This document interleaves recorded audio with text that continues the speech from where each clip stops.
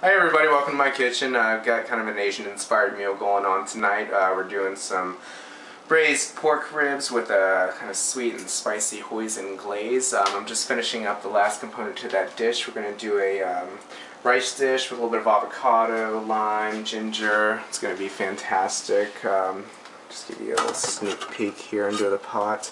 You can see those are the pork ribs. They've been simmering in that liquid for about an hour and a half to 2 hours now, so they're just going to fall right off of that bone.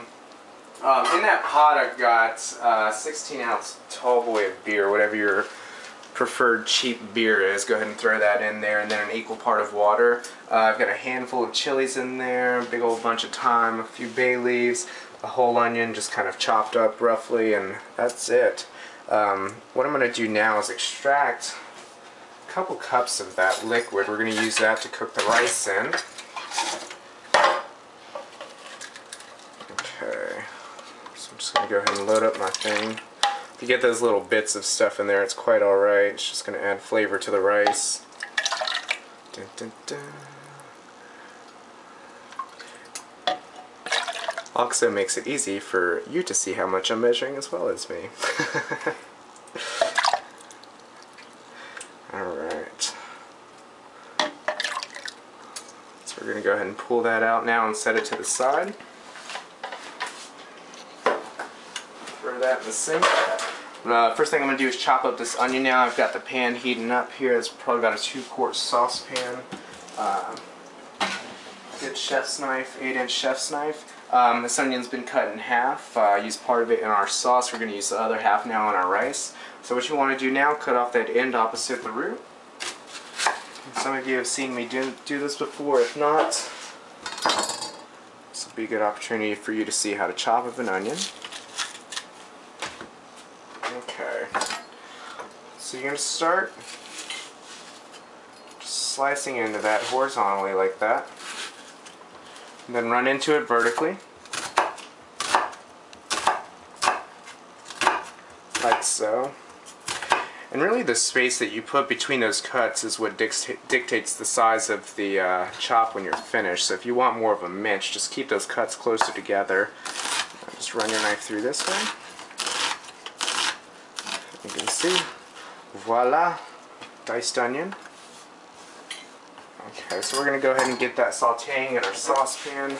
I'm going to throw a little bit of olive oil in there. You can see it smoking nice and hot.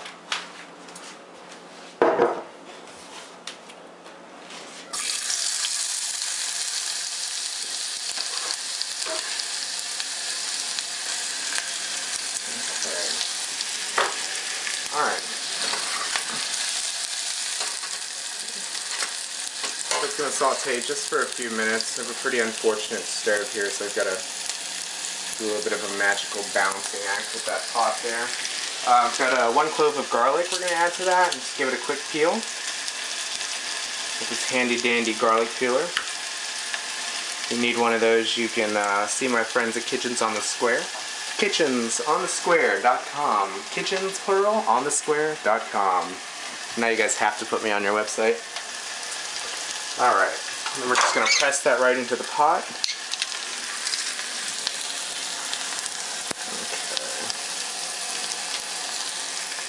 So we're going to saute that now just for a minute.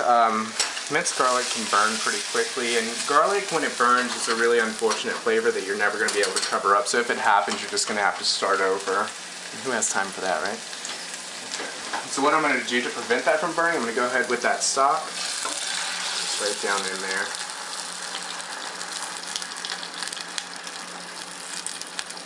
Okay. Alright, next thing I'm going to add to that is ginger. Some people get intimidated by this. They don't know what the hell to do with it. What you're going to do, just break off whatever piece you need. So I guess we're going to use, I don't know, about a 1/2-inch piece, an inch. Just size really matter. Okay.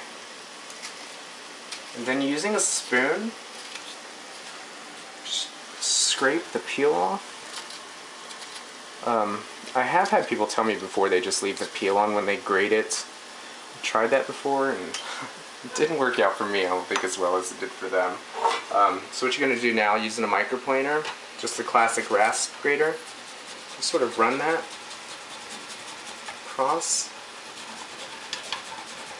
And you can see, if you get in close here, you can see those little fibers. This is the reason you're using a microplaner right now, because if you just try to chop that up, you're going to end up getting all those little fibers, and those get stuck in your teeth and make the ginger really hard to chew.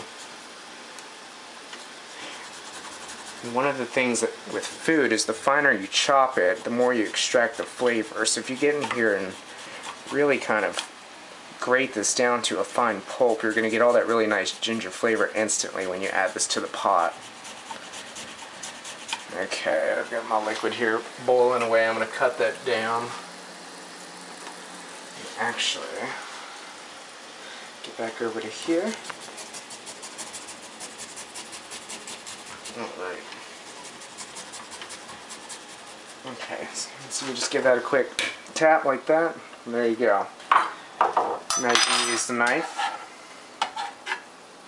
scrape all that good ginger up right into the pot there. Okay, so once that hits, last two things we're going to add to the pot now. Bay leaf. It's one of those. Then we're going to go ahead into it with our rice.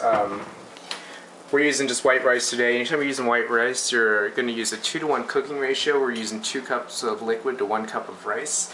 A lot of people ask me, do you rinse the rice? Do you not rinse the rice? It really kind of depends on what you're doing with it. We're going to blend this later with avocado because I really want a creamy effect with this rice, so I'm not going to rinse it because that excess starch that's on the exterior of the rice is going to really help turn this into a nice creamy rice dish.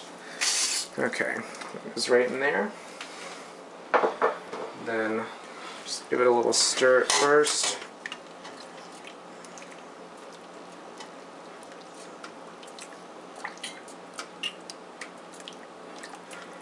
Okay, so at this point this is just going to simmer now. You can cover it if you want. I don't usually cover it. It will help it cook a little bit faster if you cover it up.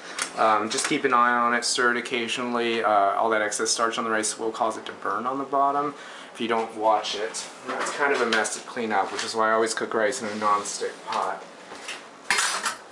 Okay, so clean up our mess here and get the last few components done. We're going to add an avocado to this.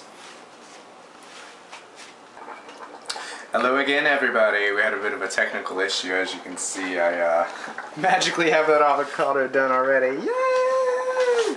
But I've got one more, so I'm still able to show you how we do this. So lay it on its side, cut it in half. Okay. Then that pit's going to be left in there, so what you do now with that, just give it a little whack with your knife, and then turn it. It comes right out.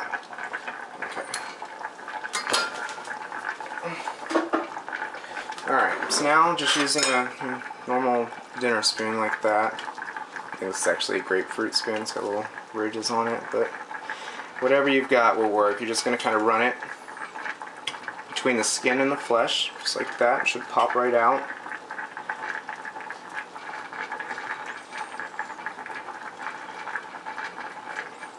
Okay.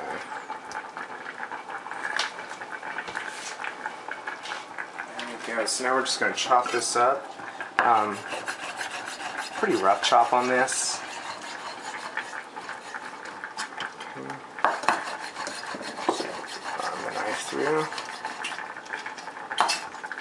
Because what I'm going to do with this is kind of mash it up with a potato masher. Make almost a guacamole with it that we're going to fold into the rice.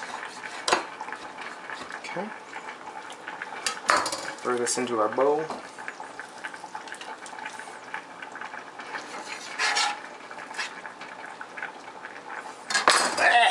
I'm going to wash my hands real quick.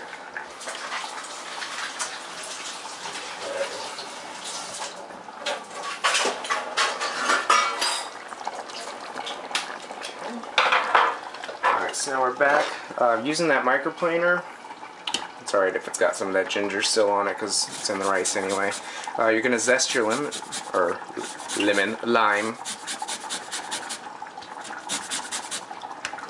So I think in Mexico they do call them lemons.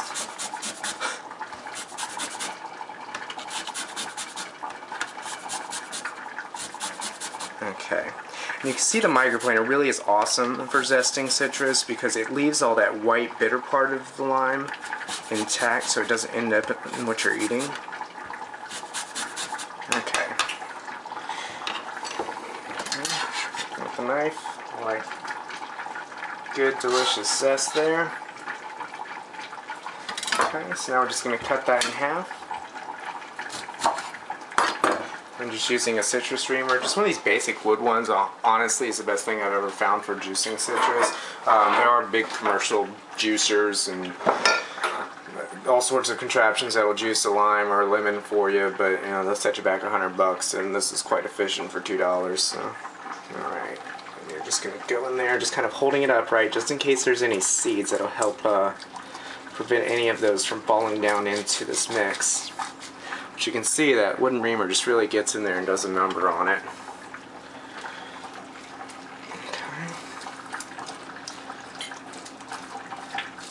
Alright. Set that off to the side. Now we're just going to use a vegetable masher and just sort of get in there and kind of mash it all up. You don't want it to be a fine pulp. You want to leave a little bit of chunkiness to it. You want those little bits of avocado and that rice at the end. Alright, so that's probably good. We're just going to leave this now, kind of let it sit here until that rice is done. As soon as that rice is finished, we're going to fluff it up and then fold this into it, and that dish is going to be done. The only other thing I may add to is a little bit of cilantro. I've got some fresh cilantro growing out there on the patio, so hopefully we can get some of that off of there and throw it in, and this dish will be done. We'll have pictures of the completed dish for you down at the bottom of the blog, so make sure you go check that out. Hopefully it makes your mouth water, and hopefully it makes you come back next time. We'll see you again later. Thanks, bye.